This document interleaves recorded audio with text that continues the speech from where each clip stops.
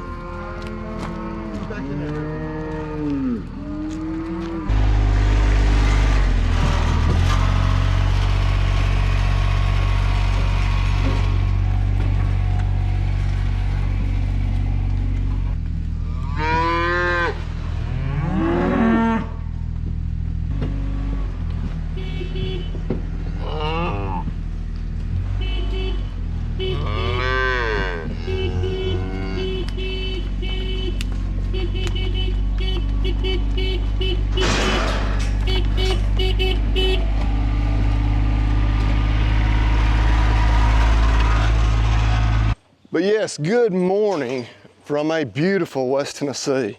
I know we always say that, but sometimes we're kind of having to stretch what we mean by the word beautiful, kind of using it more metaphorically. Maybe that's the right way to say that. But no, today, absolutely beautiful day. Looking at the next few days, been absolutely beautiful. Means y'all probably already know what I'm planning to do later on today. But yeah, morning plans just slightly altered by the fact that these cows are all up and just demanding that we come give them a little feed. I don't know that we see quite everyone. The Angus bull who had a hurt foot, I actually put him back with the cows yesterday. He looked really sound, but wouldn't you know it, he's not up here. So I'm afraid he might have tried to do a little too much courting with the ladies since yesterday and re-injured himself. But we'll go see if we can find him. As much as I'm kind of annoyed that they come up here and demand feed, in reality, no, it's actually really nice because, if we needed to catch them, preg check, vaccinate, wean any calves, whatever, well, there they are. Minus these, but yeah, you still get the point. Still don't see the other bull. I think really what they're wanting is they're all piled up here at this gate. They want to go back here into this pasture, which, you know what? I might just let them in there. They're going to be in there for 2 days and be like, wow, there's really not as much grass here as where we just came from. And then the cycle just continues on and on and on until eventually we make it to fall or winter and there's no grass anywhere and they're just eating hay. But yeah, during the growing season, it's always, let's go to the next pasture. What about the next pasture? What about the next pasture? Never satisfied. I was wrong, there's the bull. He's not moving perfect, but definitely much more sound than he was, so he should be in good enough shape to do some of that heavy courting that we also known as breeding season. Good deal.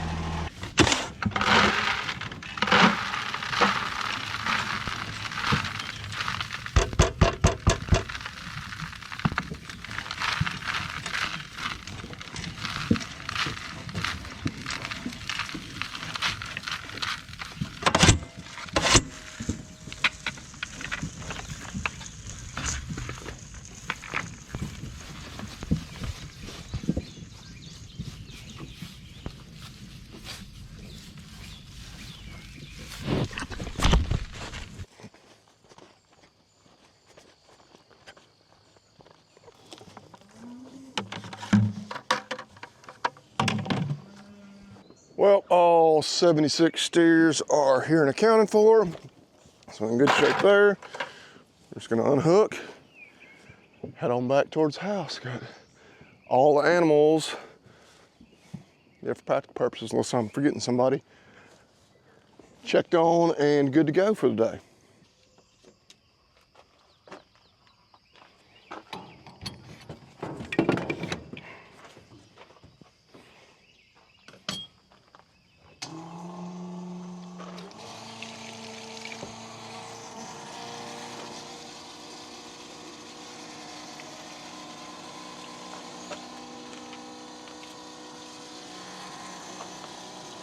Can't find a rock. Not an appropriately sized rock. There we go.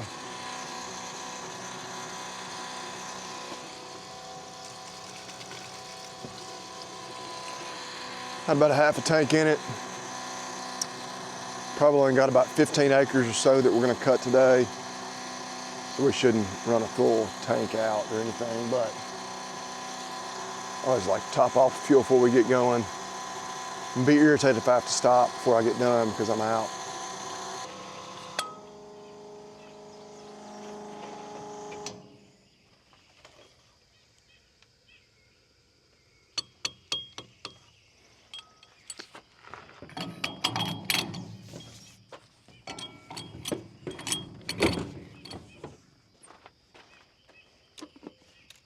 Okay, got her topped off with fuel. You watched the last video, you know we got the mower serviced, should be good to go. But hey, I need you guys help with something. You know, I coach Willis's baseball team, bunch of 7 and 8 year olds. You'd like to think as an adult, as a coach out there with these young men, you know, it's a relatively safe space for somebody like myself.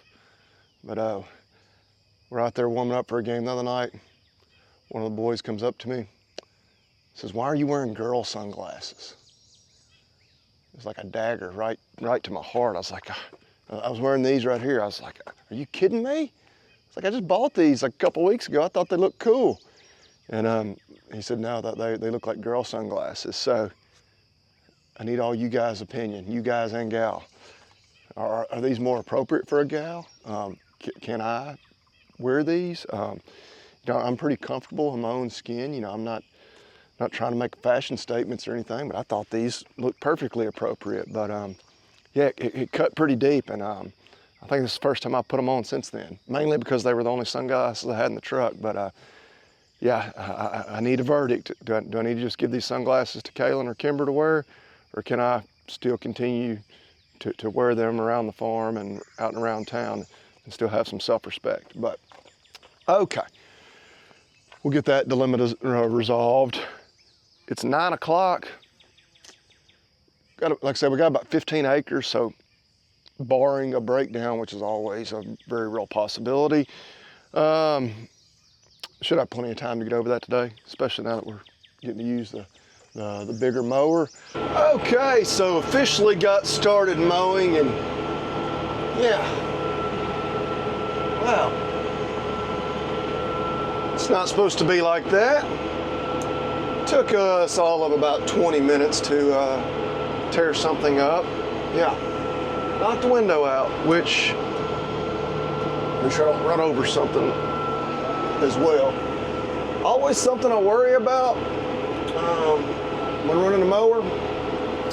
First time I've ever actually done that. My buddy Tim, when we were mowing at his house one time, he was running a mower and with his tractor while I was running mine.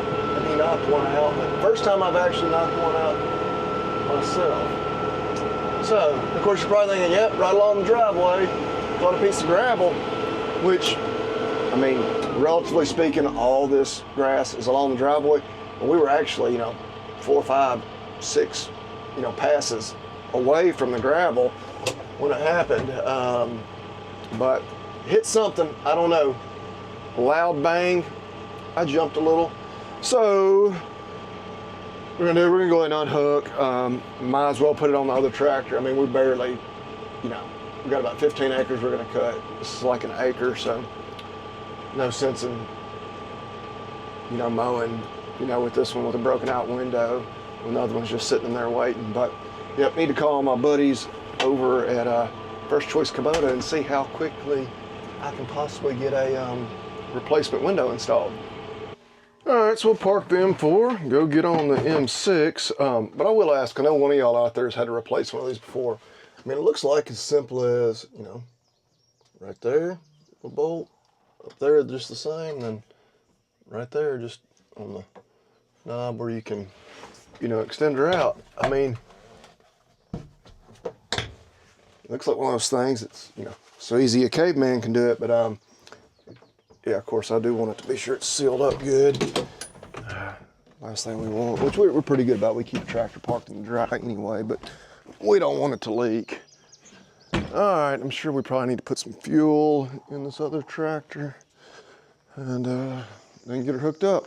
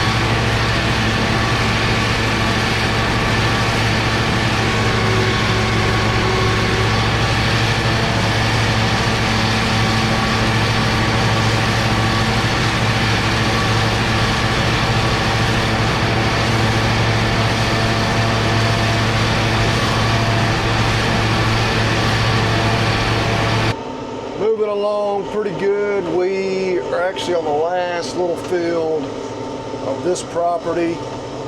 5 different fields to only total about 10 acres. Hay's actually probably a little better quality and quantity than I had maybe initially anticipated. I think primarily because some of the worst of it, really more just in terms of quality, and a lot of weed pressure was some that was right up there on the road where I was driving by it, you know, once or twice a day, and I was like, oh man, it's a lot of weeds. I'm not sure how good it is, but in reality, we've gotten out here, like this particular field, a little bit of ryegrass, mostly some Johnson grass, and a good bit of white clover, so very few weeds in here, but we're gonna finish up here, then head up the road. We got one more little patch, my buddy Luke's house. I think it's like 4 or 5 acres. And that'll really be all we're gonna get cut. Just telling my dad whenever he would come by that I hate that we can't get more cut, because I mean we could certainly get it cut, but just our issue with getting it all baled on just my Wednesday when I have a chance is going to be a problem. Then it looks like some rain coming in maybe on Thursday, but anyway, we're going to finish up here and then head up the road.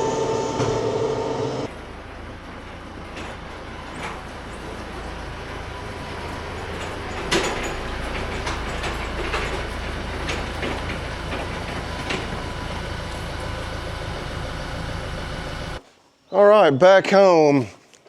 Oh no, somewhere around 16 or so acres of hay on the ground. That's in 7, really if you want to be technical, 8 different little patches. For practical purposes, it's just 7. One little spot that, you know, it's just probably a few hundred square feet that I cut out by the road for the neighbor, just to keep them having to mess with it. We probably will go ahead and rake it. It won't, I mean, it's not hardly enough to matter, but we drive right by it. But yeah, hay 2025 is officially underway. Need to put some tools away after I'd worked on making a couple of adjustments when we put it on that M6. I will say this, I think the mower, the M6 does need to be the mower tractor. It needs to be the one that it stays. Well, it won't stay hooked up to it because we got to unhook every time because need that tractor for the baler. Got a piece of glass ordered. Actually wasn't too bad. $200 for that glass.